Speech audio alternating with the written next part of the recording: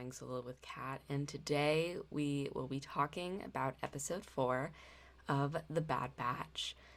Wow, it was really, really good, and I was delightfully surprised. I was thinking it might be more of a filler episode, and it was not.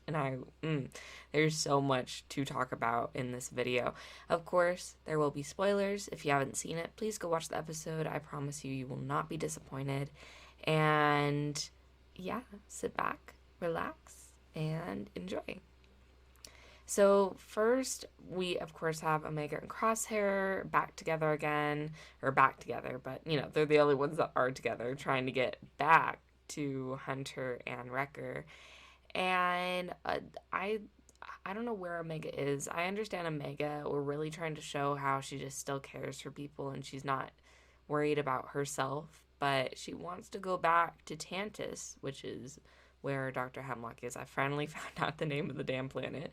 And go back for the other clones. And Crosshair's like, what? Like, no. Like, we need to focus on getting ourselves set up right now. And I have to agree with Crosshair. I think they're leaning in kind of too much with Omega's characterization of wanting to help everyone, because now it's just kind of like she's acting stupid in a way of wanting to go help herself. And now, of course, I'm not telling or saying that Omega's stupid. Absolutely not. But it does kind of lose my faith in Omega in the sense of you need to lay low right now. Your blood could literally be used to create the next emperor, the next Palpatine. What, you cannot sacrifice yourself unless it's for death, right? So I feel like her not seeing the value in herself to the Empire is, I don't know, something needs to happen to where she finally just kind of does that. And I feel like that might happen in later into the season where something happens and she becomes more of like a Crosshair, especially because we see him in this video kind of just like wanting to only worry about himself, which the show is trying to tell us that that's bad. Don't do that. Be like Omega and help everyone because it works out. But I actually had this conversation on Twitter with one of my moots, and that a lot of times that doesn't work all the time. And I don't think that's a great lesson to kind of show that, instead of like preserving yourself and keeping yourself safe, especially because Mega is technically so young, and you could argue the age there because she is a clone, but still, it does kind of always make me like, Omega, you need to get out of there. You need to preserve yourself, and kind of do that. So I don't know. I think that's just my interpretation of kind of what it is. So I'm hoping we get to see Omega, just something happen and she finally realizes that this is like real and she can't keep doing these kind of saves. We get to see Hemlock is very suspicious of Lama Su, and he can't kill her, so he's kind of stuck. But poor Lama Su, she's trying her best. I say this every episode. What a queen. She's just out there fending for herself and for Omega, and I respect that about her. I love seeing the Imperial Patrol, and Omega says, wow, how did the Empire know we're here? And Crosshair knows because he was out in the field that, no, this is the Empire. This is what they're doing, because of, the Empire's reign. And I think last episode I said we're like 5 or something years into the reign of the Empire out of the 30. And the Empire constantly is just starting to get more and more people, kind of more and more planets locked down because of their reign and their stretch is going farther and farther by conquering planets. So it was nice to see that in this episode, and that was a big, big, big thing in this episode. Omega not wanting to hurt anyone, I do think is actually really sweet and does stick really well to her character and doesn't seem like really, no, of course she wants to take more the passionate way out of it, while Crosshair definitely wants to kill some people.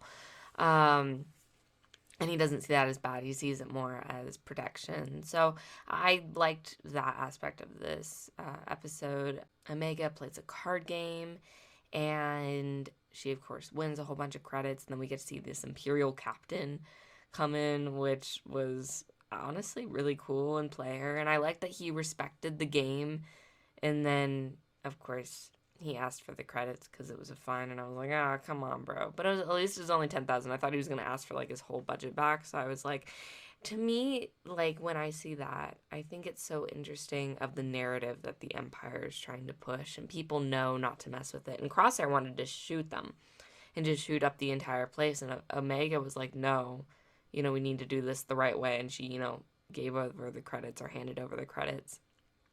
And for me, that really shows how that's how the Empire truly came to fruition, because not enough people fought back. And we're seeing, I'm going to mention Andor again, but we saw that within Andor, and that people just kind of stuck with it because that was the reality of life, and it's easier to submit than to fight back. So I liked that we saw that in this episode and saw that dynamic with Omega and the Imperial captain. But then they stole Batcher, how dare they? And I lost my faith in the Imperials, and I was like, nah, just kill him. Crosshair, she goes back for Batcher, which is a whole nother thing of like, okay, come on, Omega. But Batcher is Batcher, okay? That's part of the squad. So I completely understood why she'd want to go back. And of course, Crosshair doesn't want to go, but he can't leave her, so he helps. I love the Porg cameo. I don't know if anyone heard that. I know a couple people did when I was on Twitter, but hearing those sound bites in the crate, it's just that it just makes the whole world of Star Wars a bit more rounded, and I loved that we had that opportunity, quite honestly. Seeing all those different animals as well. I'd be interested if someone could identify all of them to see which ones were there, because some of them I could recognize, and then others I was like, oh, I wonder what those are, if those are new or if they're kind of reused. Crosshair finally gets to shoot out. Finally, he's been asking Omega for like the entire episode, and he finally gets to do it, and the animals are let free, which I thought was really funny. I love also the Raptor cameo of eating the Imperial captain. I thought that was super funny. And I mean, what, 2 sequel trilogy kind of cameos in, well, now we're 3, right? Because I counted the, Mark scratching as a Rey cameo, right? As kind of that, I probably should not call it cameo, but it's a scene that very much reflected the sequel trilogy. So I saw that with, of course, the number scratching, which was with Rey, and then we get to see Porgs, and we get to see a Raptor. And then also I think Batu was mentioned in one of the episodes, unless I'm thinking of a different show, because I've been watching Young Jedi Adventures as well.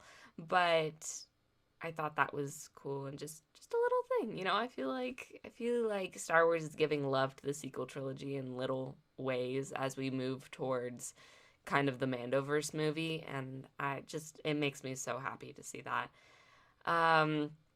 They get out, and okay, this scene is probably one of my favorite scenes in Star Wars, and of course I cried. Y'all know me.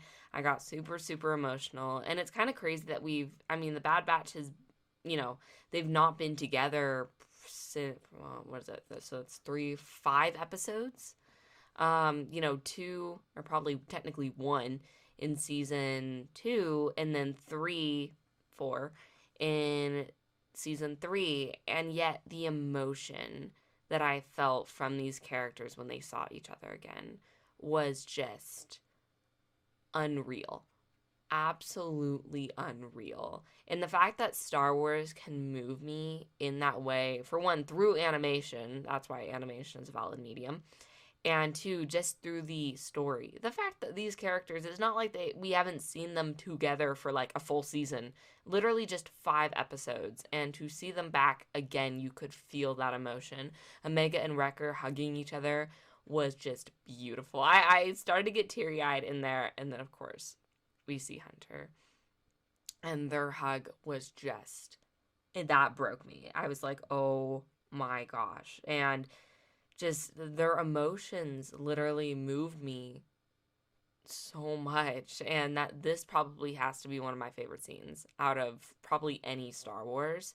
I haven't seen too many people talk about it, partly because of spoilers, I think, and then other parts just like they're kind of talking about other stuff in the episode. But that point was like, whoa, that I truly feel that emotion. And then of course it broke me as well when they all looked up to Crosshair. Like the music was already bad enough, but them looking at Crosshair while he's walking down the ramp is just heartbreaking. And you can see how angry they are. And I think Omega doesn't really understand, but she also does, I think. And I'm excited to mainly hear the conflict and hear their dialogue with each other. Does Wrecker welcome him back with open arms? Hunter's probably going to be a bit more, no, I don't want to see him. I'm interested to see if Crosshair recommends to just take the shuttle and go because it's not safe. That would literally hurt my little heart, but I'm very excited for next episode, mainly because of what are they going to do to Crosshair? What is Crosshair going to do? Is Crosshair going to deflect, right? Is he going to say, well, it wasn't my fault. I was just doing my duty. And that's going to totally make Wrecker and Hunter, like, pissed. Or is he going to try to be like, oh, hey, guys, like, yeah, I'm back. And then Hunter and Wrecker, put the blame on him, like, as they should. So I'm interested to see how that goes. I hope and pray that they don't just go, oh, okay, Crosshair's back. We're just gonna kind of treat it as like nothing happened. I don't think the Star Wars writers would do that. I think they have a bit more, especially how they wrote Wrecker in the past episode, was that they made him a lot more solemn and stuff. So I'm wondering if we will get to see more of that, or if we see the characters kind of go back to the way things were, which I'm hope not. I hope we get to see some pretty deep emotion, which I've not been disappointed at all this season, so I'm not too concerned about it. But yeah, this episode was really good. It was fun too. I'm really interested in the card game that Omega plays. People have been talking about that a lot. Someone brought up that there should be a mobile game to where you like play with people online. You play Sabacc, you can play I know there's a couple other Star Wars board games, quote unquote. Star Wars, games that they play in universe. I think that would be so cool if that was a mobile game and you could play with people online and just kind of overall. I know there's legitimate games that Disney sells, that I know some Etsy shop sells as well, the actual cards, so they look realistic. I do not know how to play any of those games. I think it would be so much fun to learn Sabacc mainly. But yeah, so that was brought up. Let me know if you guys want me to save some Twitter comments about the season and then me kind of read them off. If you remember, I did that in Ahsoka. I feel like not a lot of people, surprisingly enough, are tweeting about the Bad Batch as they were Ahsoka. I think that's also just kind of the fandom's mindset on animation, which I think is stupid. I think that animation actually makes me feel more than live action, but well, I'll get to that in a different video. So I'm not seeing as much traction as Ahsoka was. So I know people are watching it and I know people are out there, but it's hard for me to kind of collect the amount of, I guess, quote unquote, hot takes or just people's thoughts on the actual show when they're more just talking about certain scenes and, it made them laugh or made them cry. So, yeah, I mean, I'll try to search up some more, but as I said, it's kind of a bit harder because people view animation in a different light, and I don't think people are appreciating the Bad Batch as much as they should. So, I don't know, put the word out there. Bad Batch is awesome. So, this episode was really good. So, anyway, guys, I'm really sorry this was a shorter video, but of course, I didn't have to talk about 3 episodes in 1 episode. So, yeah. So, anyway, guys, thank you so much for listening. Let me know your thoughts on episode 4 and what you think might happen next. And yeah, I will see you all in the next one.